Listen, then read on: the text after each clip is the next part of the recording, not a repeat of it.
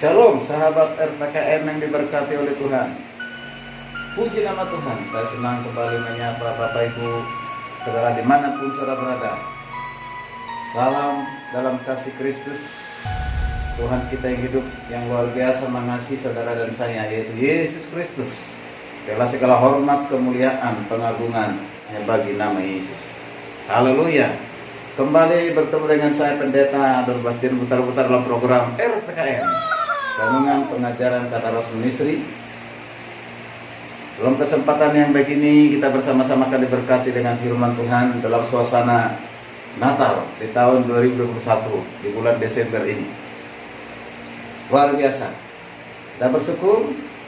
Tidak seperti tahun-tahun sebelumnya kita tidak bisa merayakan Natal bersama dengan umat Tuhan yang lain di satu tempat atau di gereja masing-masing, tapi dalam tahun ini ya hampir semua gereja sudah mengadakan ibadah Natal di gereja masing-masing dengan aman dan nyaman. Kita doakan supaya terus berlangsung ya seperti ini juga tahun depan, bahkan lebih baik daripada tahun ini.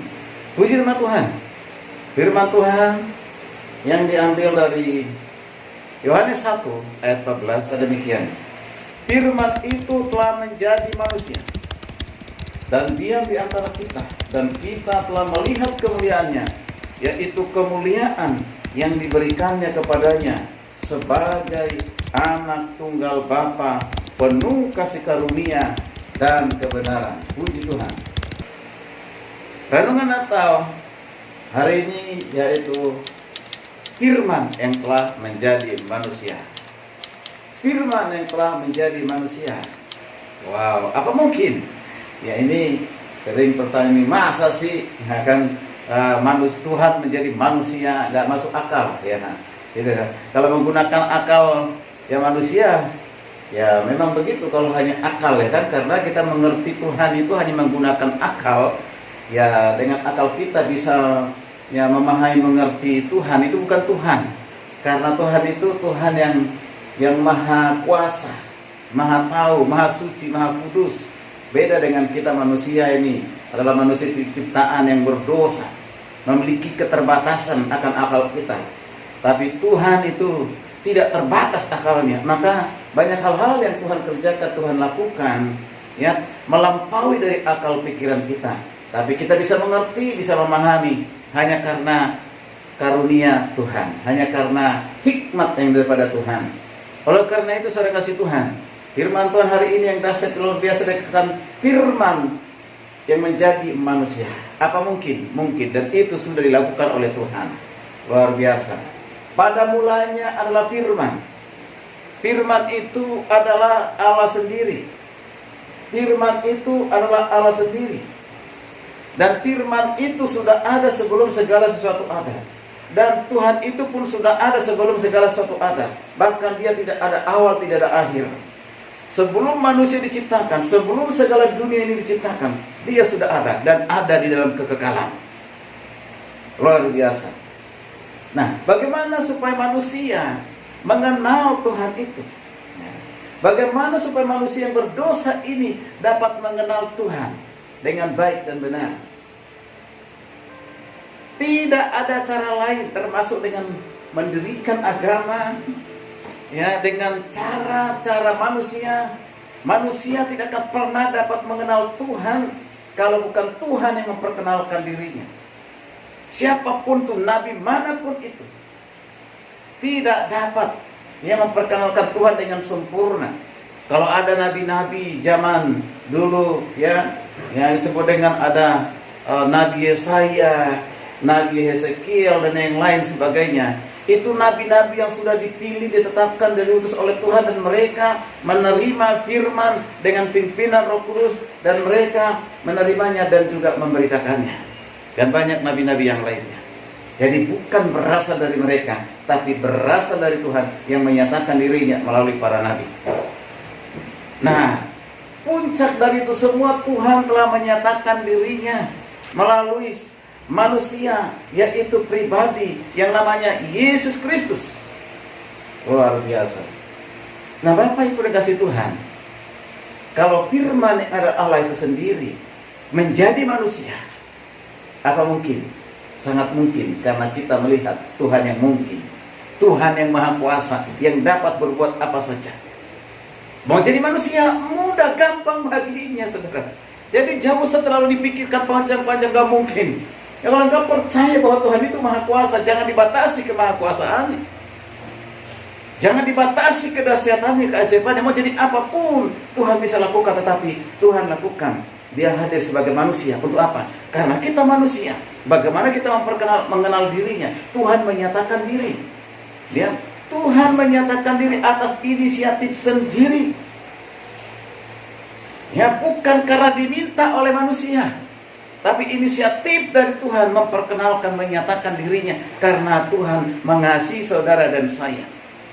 Dia mau menjadi manusia, firman yang jadi manusia, supaya kita bisa berkomunikasi dengannya, supaya Tuhan bisa berkomunikasi dengan kita melalui Yesus Kristus, menyatakan dirinya, menyatakan kasihnya. Sesungguhnya dia bukan manusia biasa, dia memang manusia sejati seperti kita. Tapi di dalam diri Yesus adalah firman, di dalam Yesus Kristus adalah Allah sendiri. Dia adalah Tuhan. Bapak Ibu kasih Tuhan, sering kali dikatakan, bagaimana bisa manusia jadi Tuhan?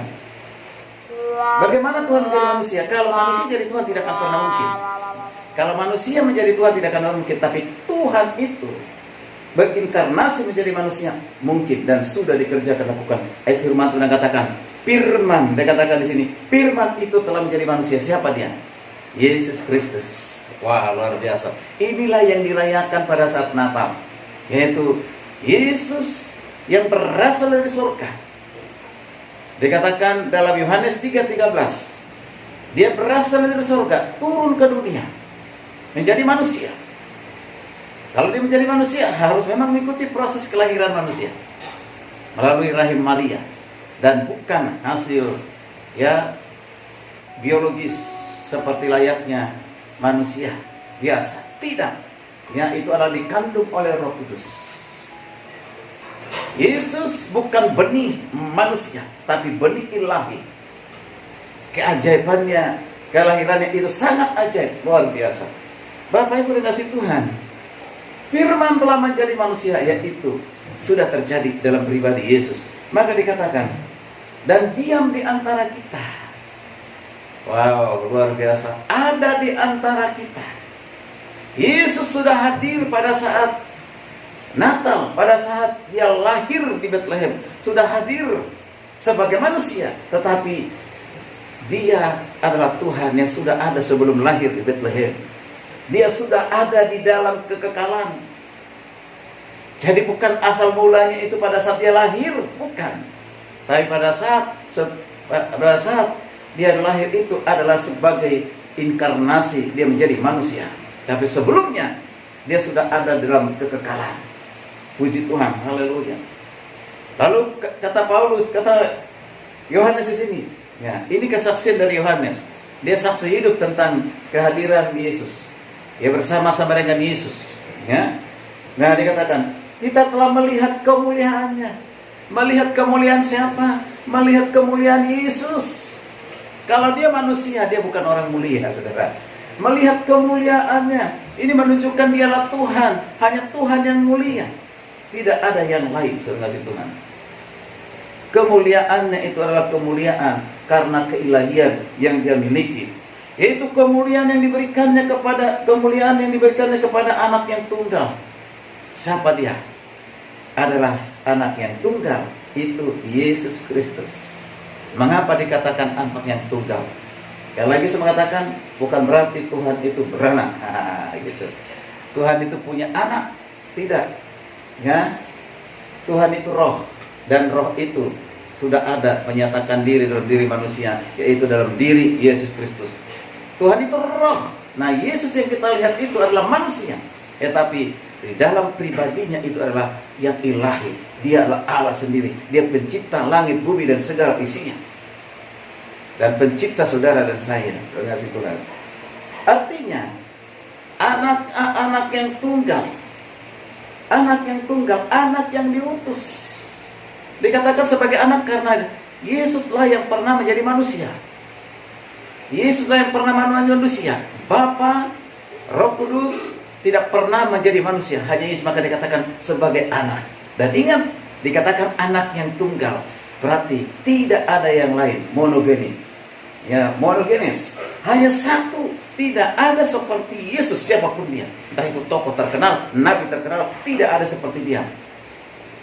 Belum pernah ada seorang nabi atau pendiri agama yang pernah mengatakan seperti yang dikatakan oleh Yesus, dengan ucapan yang hebat, yang luar biasa. Bahkan ucapan ini membuat banyak orang datang bertobat, sujud, berlutut, dan mengaku Yesus sebagai Tuhan. Yaitu apa? Yohanes 14 ayat 6. Karena ini perkataan Yesus sendiri, bukan perkataan pendeta, bukan perkataan pastor, bukan perkataan manusia. Ini perkataan Yesus langsung di depan para muridnya. Apa itu? Dalam Yohanes 14 ayat 6 berkata, Yesus berkata, Akulah jalan, kebenaran, dan hidup. Tidak seorang pun yang datang kepada Bapa kalau tidak melalui aku. Luar biasa. Siapa aku di situ? Aku di situ adalah Yesus Kristus. Yesus Kristus adalah jalan. Ya, setiap kita membutuhkan jalan. Ya, mau kemana ke sesuatu tujuan pasti lewatin jalan. Dan kita berharap, kita doakan supaya sampai ke tujuan. Tentu ada jalan yang kita harus lalui. Jalan. Bukan hanya ada jalan-jalan di dunia ini, tapi jalan menuju ke surga. Supaya kita sampai ke rumah Bapa, ke tempat yang abadi dalam kekekalan itu, tidak ada jalan lain selain daripada Yesus Kristus sendiri. Dialah jalan. Ini perkataan dari Yesus sendiri, saudara. Dia Tuhan yang datang dari surga, turun ke bumi ini. Ini bukan perkataan manusia, bukan perkataan saya, perkataan Yesus. Maka saudara kasih Tuhan, cari di mana nabi yang mengatakan demikian, akulah jalan. Justru berdoa supaya ada jalan, sudah mendapatkan jalan. Ya kan?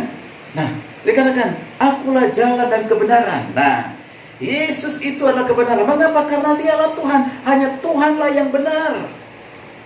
Manusia satu pun tidak ada yang benar, semuanya berdosa. Hanya Tuhan yang benar, di dalam dialah kebenaran, dan Tuhan itulah kebenaran itu sendiri. Yesus adalah kebenaran itu sendiri. Maka dikatakan akulah kebenaran. Wah, maka dikatakan akulah jalan, akulah kebenaran. Luar biasa. Nah, kalau dia kebenaran berarti dia Tuhan.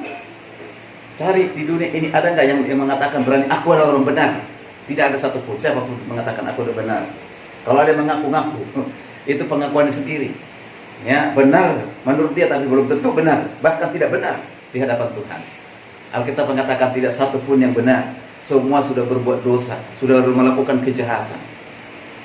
Bapak Ibu kasih Tuhan, lalu saya katakan, akulah jalan, kebenaran, dan hidup. Artinya apa? Hidup di sini adalah kehidupan yang kekal. Zoe dalam bahasa aslinya, Yunani Zoe. Siapa yang dapat memberikan kehidupan kekal? Manusia, agama, tidak satupun kecuali Yesus. Nah, Yesus memberikan, mengaruniakan hidup kekal. Nah, siapa yang dapat memberikan kehidupan kekal? Ya Tuhan, berarti Yesus Tuhan. Karena dia hanya memberikan kehidupan kekal. Di dalam Yohanes pasal 1 Yohanes 5 ayat 10 sampai yang ke-13. Nanti dikatakan di sana, saya perhatikan, ya. Allah telah mengaruniakan hidup kekal kepada kita. Dan hidup itu ada di dalam anaknya. Siapa itu anaknya? Yesus Kristus. Hidup yang bagaimana? Hidup yang kekal ada di dalam Yesus. Lalu dikatakan barang siapa memiliki anak, artinya barang siapa memiliki Yesus, ia memiliki hidup. Memiliki hidup bagaimana? Hidup yang kekal. Barang siapa tidak memiliki anak, maka dia tidak memiliki hidup. Artinya, barang siapa tidak memiliki Yesus, maka dia akan binasa. Tidak memperoleh kehidupan kekal. Lalu dikatakan 13, semua yang kutuliskan kepadamu, supaya kamu yang percaya kepada nama anak Allah, percaya kepada nama Yesus, engkau memperoleh hidup kekal. Luar biasa. Di dalam kehidupan sementara ini, Tuhan sudah berikan jaminan kepada kita. Bahkan kita tahu, bagi setiap orang percaya kepada Kristus yang sudah memiliki Yesus, dikatakan diberikan kehidupan kekal. Itu semua karena anugerah Tuhan.